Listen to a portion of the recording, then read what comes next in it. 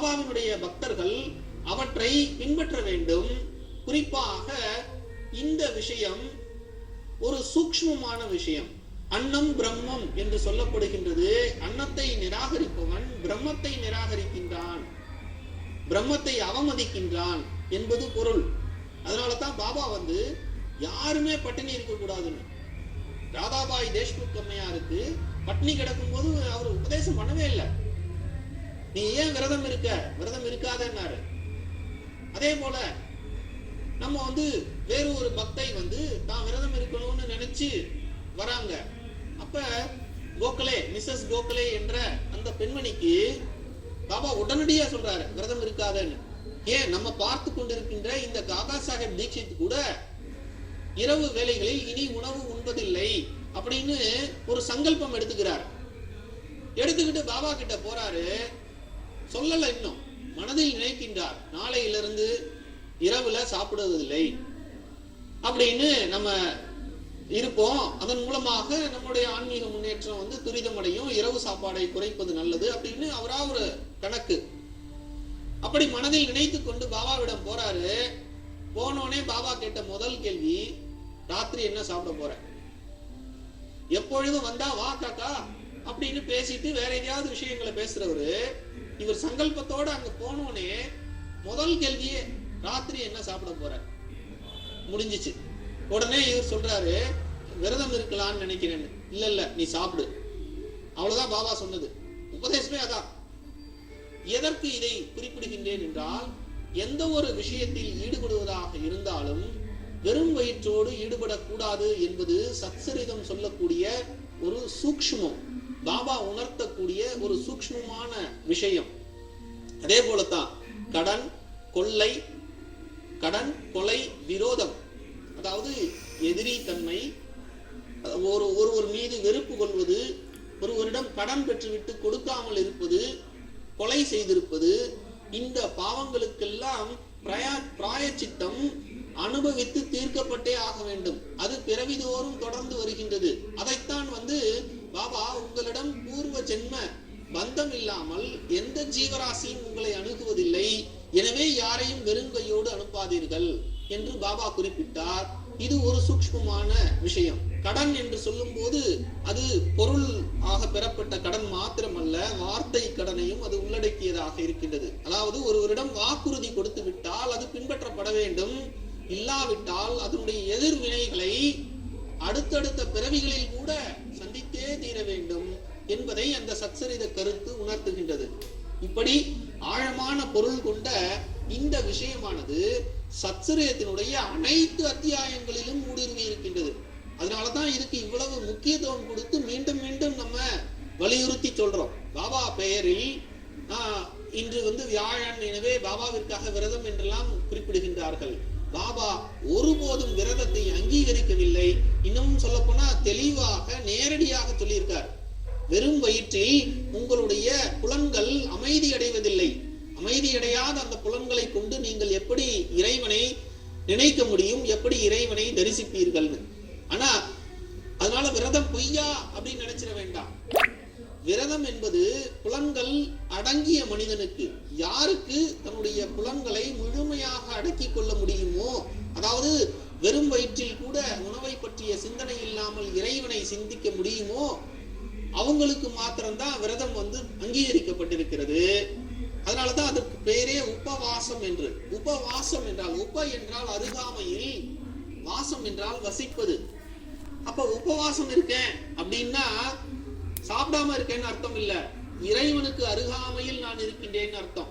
அப்ப வயிற்றில் உணவு இல்லாத போது அந்த நிலையிலும் இறைவனையே நினைத்திருக்க முடியுமானால் அவர்களுக்கு விரதம் அங்கீகரிக்கப்பட்டது.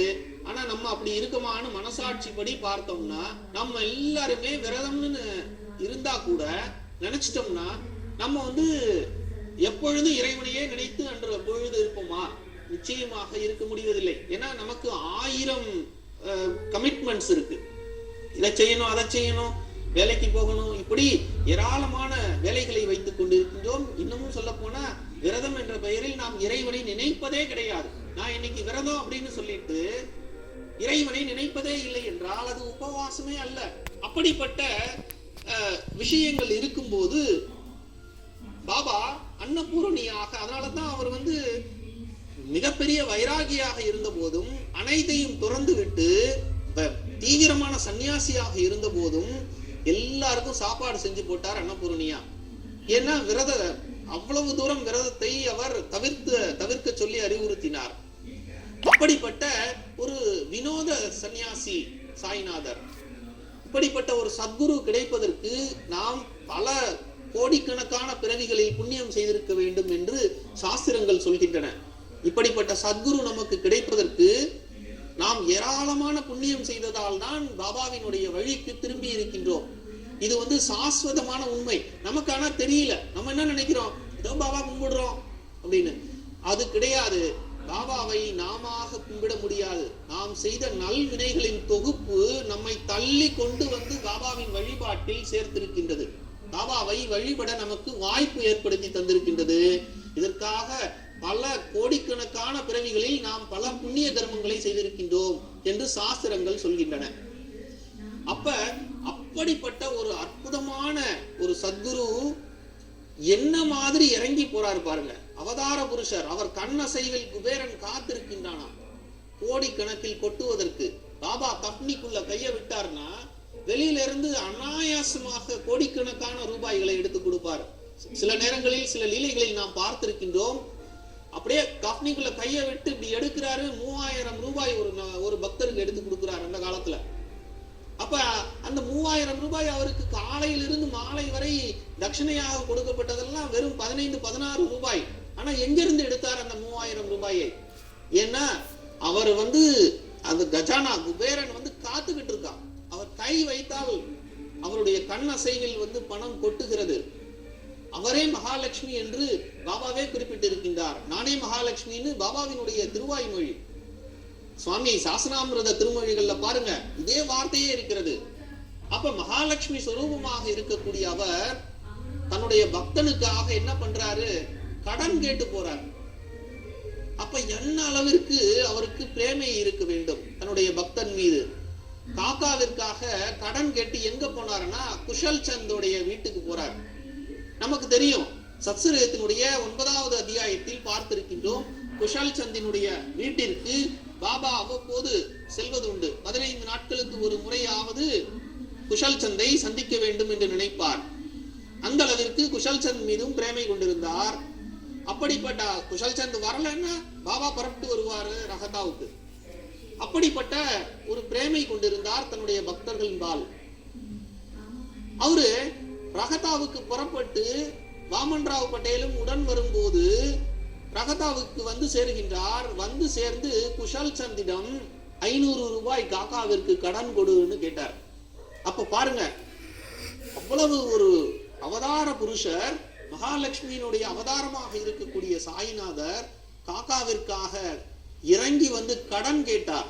இது சாய்பாதம் இதழ் இந்த லீலையை பதிவு செய்துள்ளது. இது சுவாமி சாய் சரண் ஆனந்த் அவர்களாலும், ஏன்னா அவர் ஐ விட்னஸ், நேரடியாக அங்கு இருந்த நபர், அவரும் பதிவு செய்திருக்கார் தன்னுடைய நூல்ல. அந்த அளவிற்கு காக்காவிற்காக பாபா பல அற்புதங்களை செய்தருளினார். இன்னமும் காகாவினுடைய பற்றின்மை எப்படி இருந்தது, இதெல்லாம் ஏன் சொல்றோம்னா அந்த அளவிற்கு மிகச்சிறந்த பக்தர் காகா சாஹிப் தீக்ஷித். அவருடைய வாழ்க்கையை பார்க்காவிட்டால் சத்சரிதமே பூர்த்தியானதாகாது.